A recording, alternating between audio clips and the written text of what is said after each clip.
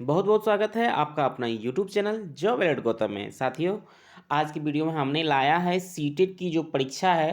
आपको जहां तक पता है कि सीटेट की परीक्षा चालू हो चुकी है और हमारे बहुत से ऐसे भी भाई बंधु हैं जो कि उनके भी परीक्षा होने के लिए बाकी है। और आप देख भी पा रहे हैं कि दिन प्रतिदिन क्वेश्चन का जो लेवल है, आप प्रतिदिन आप चेंज देख देख पा रहे होंगे। तो साथियों, हम इतना आपको इस वीडियो के माध्यम से आपको इतना ही बताना चाहेंगे कि जो भी हमारे भाई बंधु किसी कारणवश अगर सीटेट की तैयारी करने में कोई तरह का परेशानी हो, चाहे जो भी परिस्थिति हो, जो भी किसी कारणवश वो तैयारी नहीं कर पाए हैं, तो वो ज़्यादा फ्रस्ट्रेट रहते हैं, ज़्यादा चिंतित रहते हैं, तो आपको चिंता बिल्कुल नहीं करना है। तो आपको सिर्फ टैग वर्ड अगर आप ध्यान दे देते हैं, तो हमें उम्मीद है कि आपको टैग वर्ड के द्वारा आप निश्चित तौर पर आप सफलता पा लेंगे। तो आज की वीडियो में हम आपको टैग वर्ड के द्वारा कैसे आपको सीटेट का एग्ज़ाम क्वालिफाई करेंगे। अगर टैग वर्ड अगर आप अच्छे से देख लेते हैं, तो आपके लिए प्रत्येक प्रश्न के लिए आपका रामबाण साबित होगा। तो आइए हम देखते हैं टैग वर्ड है क्या। तो साथियों, आपको बस इतना ही ध्यान देना है कि आपका जो क्वेश्चन जो पूछा रहा है, चाहे सीडीपी का हो, चाहे जिसका भी हो, सीडीपी को हो, ईवीएस का हो, चाहे हिंदी पेडागोजी हो, जो भी हो, अगर आपके टैग वर्ड्स के द्वारा आपको ये पता चलेगा, जैसे कि हम देख पा रहे हैं कि यहाँ पर लिखा हुआ है, जैसे है यहाँ पॉजिटिव वर्ड। माफ़ी चाहूँगा, यहाँ पॉजिटिव में यहाँ पर टाइपिंग मिस्टेक है। तो यहाँ पॉजिटिव वर्ड जैसे लिखा हुआ है, तो आपको क्वेश्चन को देखना है कि अगर क्वेश्चन पॉजिटिव में पूछा जा रहा है, तो आपको पॉजिटिव ही टैग का यूज करना है। अगर नेगेटिव में क्वेश्चन है, तो आपको नेगेटिव आपको टैग का यूज करना है। तो आइए हम देखते हैं कि पॉजिटिव टैग के बारे में देखते हैं। तो आइए पॉजिटिव वर्ड देखते हैं। इसमें लिखा हुआ है जैसे बहुभाषी या मातृभाषा। तो बच्चे का जो है बच्चे का आपको पहला जो शिक्षण होता है मातृभाषा होता है। तो आपका जैसे क्वेश्चन आएगा, जैसे पॉजिटिव में हम देख रहे हैं कि उसमें हाँ है नहीं का कोई चर्चा नहीं किया गया है, तो आपको इस सारे जितने भी पॉजिटिव वर्ड हैं, ये आपको अगर ऑप्शन में आ जाता है, जैसे 4 कॉलम रहता है, चारों कॉलम में ए बी सी डी में अगर जो भी पॉजिटिव वर्ड का ऑप्शन होगा, अगर क्वेश्चन पॉजिटिव है तो पॉजिटिव वर्ड वाला आपको टोटल टैग को देखना है। अगर नेगेटिव रहेगा, नेगेटिव वाला आपको माइंड में रहेगा कि ये नेगेटिव को पहचान, तो नेगेटिव के हिसाब से आपको छांट लेना है। तो आपको एक फ़ायदा यही होगा, हम इतना बताना चाहेंगे। आप क्वेश्चन को नहीं समझ पा रहे हैं, लेकिन आप ये समझ पा रहे हैं कि क्वेश्चन में पॉजिटिव की ही बात चर्चा की गई, तो आपको अगर पॉजिटिव का टैग आप पर यूज करेंगे, तो निश्चित तौर पर आपको ज़्यादा से ज़्यादा आपका प्रश्न सही होंगे। आइए हम देखते हैं, वो पॉजिटिव वर्ड को देखते हैं। तो फिर से हम स्टार्ट करते हैं। जैसे बहुभाषी अगर होगा या मातृभाषा की चर्चा होगा, अगर क्वेश्चन पॉजिटिव है, तो निश्चित तौर पर अगर ये आपको पॉजिटिव वर्ड का ऑप्शन में मिलेगा, तो निश्चित तौर पर उसी को टिक आउट करना है, ताकि आपके अधिक से अधिक प्रश्न सही होंगे। अगर रटना, दंड देना, सजा होगा, ये निगेटिव की पहचान है। तो ऑप्शन में अगर नहीं और बाधा या कोई तरह का अगर देख पा रहे हैं कि यहाँ पर निगेटिव की चर्चा है, वहाँ पर रोग की चर्चा है, सजा की चर्चा है, दंड का चर्चा है, तो निश्चित तौर पर आपका वो ऑप्शन होगा। तो आइए आगे देखते हैं। जैसे विभिन्न विविध गतिविधियाँ है, तो विभिन्न विविध विविध गतिविधियाँ अगर होगा, तो ये पॉजिटिव की पहचान है। समस्या, बाधा, बोझ का अगर होगा, तो ये नेगेटिव की पहचान है। बच्चे को हर एक पहलू पर उसको अवसर देना चाहिए, ये पॉजिटिव की पहचान है। तो आपको इस हिसाब से आपको छांट लेना है। आइए देखते हैं, आगे देखते हैं कि व्याख्यान लिखा हुआ है, ये निगेटिव का है। रचनात्मक कक्षा, ये पॉजिटिव का है। व्याकरण निगेटिव का है। आइए जैसे लिखा हुआ आगे है पॉजिटिव प्रोत्साहन। प्रोत्साहन आपको पॉजिटिव की पहचान है। अगर प्रोत्साहन आप पर ऑप्शन में है, 4 ऑप्शन में है, और क्वेश्चन अगर पॉजिटिव की चर्चा चल रही है, तो निश्चित तौर पर प्रोत्साहन आपका ऑप्शन में निश्चित तौर पर आपका सही होगा। आइए आगे देखते हैं। जैसे लिखा हुआ है हतोत्साहित। हतोत्साहित ये निगेटिव के हैं। छात्र केंद्रित और बाल केंद्रित कक्षा की बात हो, तो आप निश्चित तौर पर इसको टिक आउट करेंगे अगर पॉजिटिव प्रश्न हो तो। आगे देखते हैं। जैसे अध्यापक केंद्रित, ये निगेटिव की पहचान है। आगे है त्रुटि महत्वपूर्ण, ये पॉजिटिव है। केवल ही मात्र, ये निगेटिव का पहचान है। निश्चित तौर पर आप इस हिसाब से जैसे क्वेश्चन बनाएंगे, निश्चित तौर पर आपके प्रश्न अधिकतम रूप से सही होंगे। आइए आगे देखते हैं। जैसे समावेशी कक्षा या समावेशी शिक्षा होगा, तो ये पॉजिटिव है। छात्र कोड़ी स्लेट या खाली स्लेट अगर होगा, तो निश्चित तौर पर आपके ये आपके निगेटिव की पहचान है। आगे है जैसे जिज्ञासा, तो जिज्ञासा ये पॉजिटिव की है। जैसे लैंगिक असमानता, असमानता जैसे हो गया तो निश्चित तौर पर ये आपका निगेटिव क्या है, रूढ़िवादिता रहेगा। जैसे लैंगिक रूढ़िवादिता होगा, ये आपका निगेटिव क्या है। आगे है सक्रिय, सक्रिय पॉजिटिव हो गया, निष्क्रिय आपका निगेटिव हो गया। सृजनात्मक और सर्वांगीण विकास ये पॉजिटिव की पहचान है। और याद करना निश्चित तौर पर ये निगेटिव है, क्योंकि बच्चे का जो बौद्धिक विकास करने के लिए याद नहीं कराना, उसका समझ का विकास करना है, इसलिए कि इसको निगेटिव श्रेणी में रखा गया है। आगे है अंतःक्रिया, अंतःक्रिया ये पॉजिटिव की पहचान है। कंठस्थ करना, कंठस्थ करना ये निगेटिव एनसीएफ मानती है कि बच्चे का जो शिक्षण होना चाहिए वो कंठस्थ नहीं कराना है, उसमें समझ का विकास करना है, इसलिए इसको जो है आपका निगेटिव टैग के अंतर्गत में रखा गया है। आगे है व्यवहारिक कुशलता, व्यवहारिक कुशलता ये पॉजिटिव है। और रोजगार व्यवसाय ये निगेटिव में रखा गया, क्योंकि पेपर 1 और पेपर 2 के लिए रोजगार के लिए तैयार नहीं करना है, उसमें समझ का विकास करना है, इसलिए इसको निगेटिव में फिलहाल रखा गया है। और जैसे जैसे आगे है दैनिक जीवन से जोड़ना, तो दैनिक जीवन से जोड़ना ये पॉजिटिव का है। परिभाषा ये आपका जो है आपको निगेटिव का पहचान है। लोकतांत्रिक या प्रजातांत्रिक अगर ऑप्शन में होगा तो ये पॉजिटिव की पहचान है। अंक परीक्षा आपका निगेटिव का है। दृश्य और सामग्री ये पॉजिटिव की पहचान है। तुलना, तुलना अगर होगा तो किसी भी बिंदु पर अगर तुलना की चर्चा हो तो निश्चित रूप से वो निगेटिव की पहचान हो जाती है। आइए आगे देखते हैं। जैसे लिखा हुआ है कि विभिन्न संदर्भों में भाषा का प्रयोग, ये निश्चित रूप से ये पॉजिटिव का पहचान है। शब्दावली ये निगेटिव का पहचान है। और स्वयं खोजना और व्यक्ति ये पॉजिटिव की पहचान है। अपेक्षा, अपेक्षा ये निगेटिव में के श्रेणी में रखा गया है। और प्रत्यक्ष ज्ञान अर्जन ये पॉजिटिव में है। ट्यूशन या कोचिंग की जो चर्चा की गई ये निगेटिव की श्रेणी में रखा गया है। और सहारा देना ये पॉजिटिव में है। भेदभाव, भेदभाव निश्चित तौर पर आप समझ सकते हैं सबसे ही लगता है भेदभाव, जबकि ये शिक्षण में भेदभाव बिल्कुल नहीं होना चाहिए, इसलिए इसको जो है निगेटिव की श्रेणी में रखा गया है। और आगे है पाठ ढांचा, पाठ ढांचा ये पॉजिटिव में है। और ग्रेडिंग रैंकिंग की जो चर्चा है ये निगेटिव में रखा गया है। इस प्रकार हम देख रहे हैं कि आपको इसी तरह आपको ये ध्यान देना, अगर क्वेश्चन आप जितना समझ पा रहे हैं तो उसके हिसाब से आप बनाइए।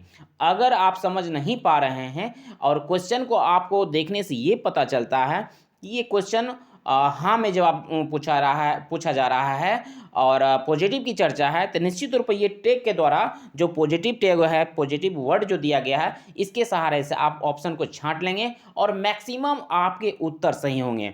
अगर नहीं की चर्चा हो, बाधा की चर्चा हो, रोग का चर्चा हो, अगर निगेटिव आपको ये पता चल रहा है कि इसमें निगेटिव की चर्चा की गई है, तो आपको जो निगेटिव का जो वर्ड जो दिया गया है, इसके सहारे आप जितना भी आप ऑप्शन को टिक आउट करेंगे, निश्चित तौर पर मैक्सिमम आपके उत्तर सही होंगे। तो साथियों अब आगे देखते हैं वैज्ञानिकों ने जो परिभाषा दी है, आइए उसके बारे में थोड़ी जान लेते हैं। जैसे चौमस्की साहब ने दिया है कि भाषा अर्जन की क्षमता बालकों में जन्मजात होती है और वह भाषा की व्यवस्था को पहचानने की शक्ति के साथ पैदा होता है। तो आपको जैसे ये हमने जो कलर कर दिया है, कलर के द्वारा आप इस पर आपको ध्यान देना है कि जैसे भाषा अर्जन और जन्मजात की जैसे चर्चा होगी, आपको भाई साहब आपको समझ जाना है ये चौमस्की साहब ने इसकी परिभाषा दी है और चौमस्की साहब का ही ये बात चल रहा है।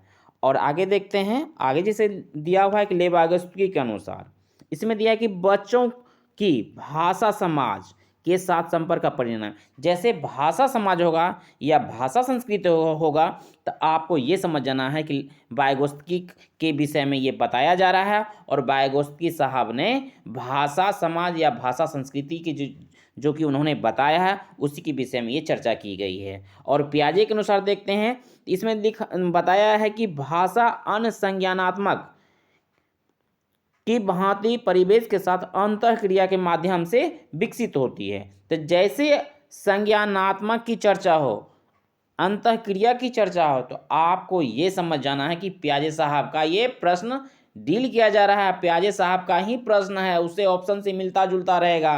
तो जैसे पियाजे का ऑप्शन है, जैसे क्या इस तरह का दिया हुआ रहेगा, कोई एक लाइन दिया हुआ रहेगा और आपको ये पूछा जाएगा कि ये किनके द्वारा कथन दिया गया है, तो आपको 4 ऑप्शन रहेगा, जैसे आप ले वाइगोत्स्की साहब रहेगा, पियाजे रहेगा। संज्ञानात्मक आपको इतना जाना कि संज्ञानात्मक का चर्चा जैसे होगा तो ये पियाजे साहब का है।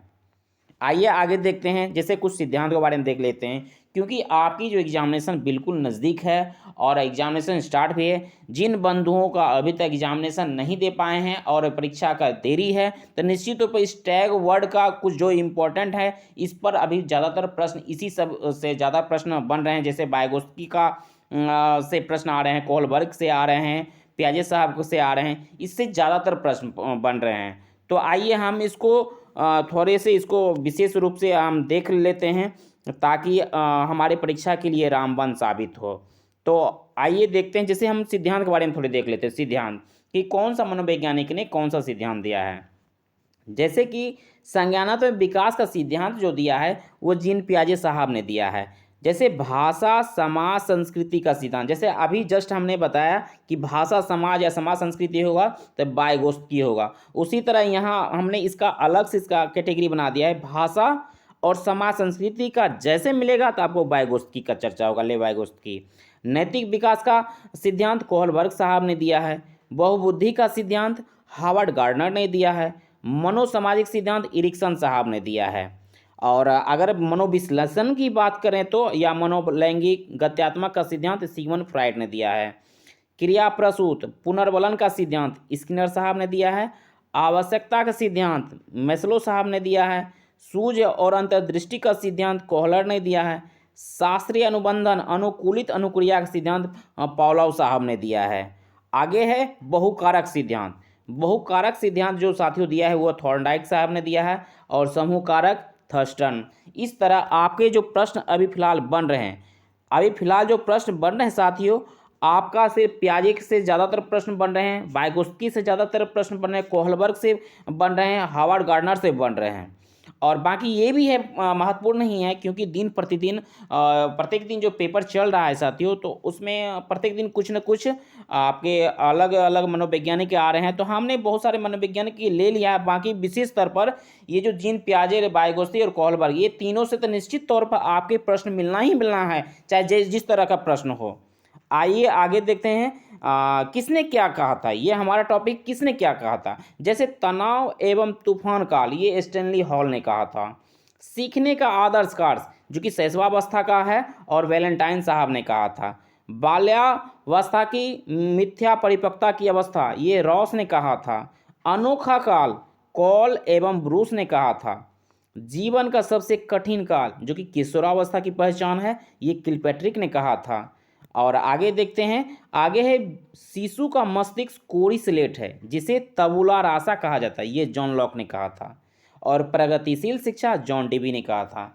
इस पे आपके ज़्यादातर प्रश्न बन रहे, इसको आपको ज़्यादा माइंड में रख लेना है, क्योंकि ऐसे तो बहुत सारे हैं, आपको पढ़ना तो बहुत है, लेकिन जब परीक्षा नज़दीक हो तो आपको, जैसे आप जानते हैं कि मुख मुख बिंदु पर ध्यान देना है, इसी तरह आपको मुख मुख बिंदु पर आपको ध्यान देना है। बाकी आपने जो पढ़ा सो पढ़ा।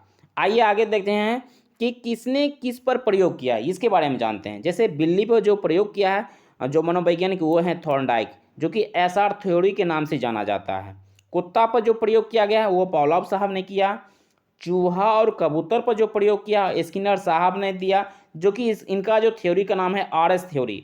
थॉर्नडाइक का है साथियों एसआर थ्योरी, और जो स्किनर का है आरएस, यानी उसका उल्टा। थॉर्नडाइक का उल्टा हो गया स्किनर, स्किनर का हो गया आरएस, और थॉर्नडाइक का हो गया एसआर। आइए आगे देखते हैं, जैसे चिंपांजी यानी वनमानुष, ये कोहलर साहब ने इस पर प्रयोग किया था। मटर के पौधे पर जो प्रयोग किया है ग्रोगर मेंडल साहब ने किया, जो कि आप जानते होंगे 28,000 पौधे पर इन्होंने प्रयोग किया था, तब जाके इनको सफलता प्राप्त हुई। आइए हम थोड़ी ट्रिक के बारे में जान लेते हैं। हमने एक ट्रिक लाया है आपके लिए, जो कि आपके लिए परीक्षा के दृष्टिकोण से बहुत ही रामबाण आपका काम करेगा। ये ट्रिक बहुत ही कारगर होगा। जैसे पियाजे का प्रश्न जैसे रहेगा, आप नहीं समझ पा रहे हैं कि कौन सा मनोवैज्ञानिक का थ्योरी दिया हुआ है, जैसे स्कीमा की चर्चा हो, अनुकूलन की चर्चा हो, समायोजन की चर्चा हो, संतुलन की चर्चा हो, साम्यधारण हो गया, अहम केंद्रित पलटावी हो गया, केंद्रीकरण हो गया, विकेंद्रीकरण हो गया, संरक्षण होगा, स्कीम हो गया, इंद्रजनित हो गया, इंद्रिय गामक अवस्था हो गया, मूर्त हो गया, ठोस संक्रियात्मक हो गया, औपचारिक अमूर्त संक्रियात्मक हुई। ये सारे जो है सारे के सारे ये जीन पियाजे का है। अगर इस तरह के आपके प्रश्न में बन रहे हैं तो निश्चित तौर पर आपको ये समझ जाना है कि जिन पियाजे साहब का है। वैसे तो आप जानते हैं जिन पियाजे साहब ने 4 उन्होंने मतलब अवस्था में बांटा है। जैसे पहला अवस्था है आपका ये इंद्रजनित या इंद्रियगामक, दोनों एक ही हैं। और दूसरी अवस्था का जो है आपको पूर्व संक्रियात्मक है। और तीसरी जो अवस्था है आपका मूर्त या ठोस संक्रियात्मक अवस्था है। चौथी है अमूर्त कहिए या औपचारिक कहिए, दोनों एक ही हैं, जो कि ये चौथी अवस्था है। इस प्रकार हम जिन पियाजे को जो साहब हैं ये ने 4 प्रकार के इन्होंने जो अपना जो दिया है। तो ये सारे आपका जब भी प्रश्न में आएंगे तो यही आप जान लेना कि जिन पियाजे से आया हुआ है। आइए आगे देखते हैं। आगे लिखा हुआ है जैसे भाषा समाज और समाज संस्कृति, जैसे ऑप्शन में रहेगा तो वाइगोत्स्की का ऑप्शन का है। नैतिक भाषा या सोच का होगा, नैतिक सोच का तो कोहलबर्ग साहब का है। इस तरह आप कम समय में साथियों जब भी आपके प्रश्न आएंगे तो अगर ये आप रामबाण ट्रिक का यूज करेंगे तो आपके निश्चित तौर पर आपके सही मैक्सिमम आपके उत्तर सही होंगे। तो इस रामबाण को आपको थोड़े से 2 बार 3 बार इसको देख लेना है। अगर देख लेते हैं तो आपके लिए बेहतर ही सिद्ध होगा, क्योंकि अगर पढ़े हैं तो आपको पता ही होगा, अगर नहीं पढ़ पाए हैं किसी कारणवश तो अगर ये देख लेंगे तो इस वीडियो के माध्यम से आपको निश्चित तौर पर आपको सफलता मिलेगी। साथियों इस वीडियो को हम यहीं तक रखते हैं। अगर ये वीडियो आपको पसंद आए तो इस वीडियो को आप लाइक ज़रूर करें, क्योंकि आपके लिए हम बहुत मेहनत करते हैं आपके मतलब जो भी है आपके प्रिपरेशन के लिए। तो साथियों इस वीडियो को लाइक करें और कमेंट भी करें अगर आपके ये वीडियो अच्छा लगे, और अपने साथियों के साथ इस वीडियो को शेयर करें ताकि उनकी भी प्रिपरेशन अच्छे तरीके से चल सके और हमें सपोर्ट मिल सके। तो हमारे चैनल को आप ज़्यादा से ज़्यादा अपने दोस्तों के साथ शेयर करें। साथियों इस वीडियो को यहीं तक रखते हैं। धन्यवाद।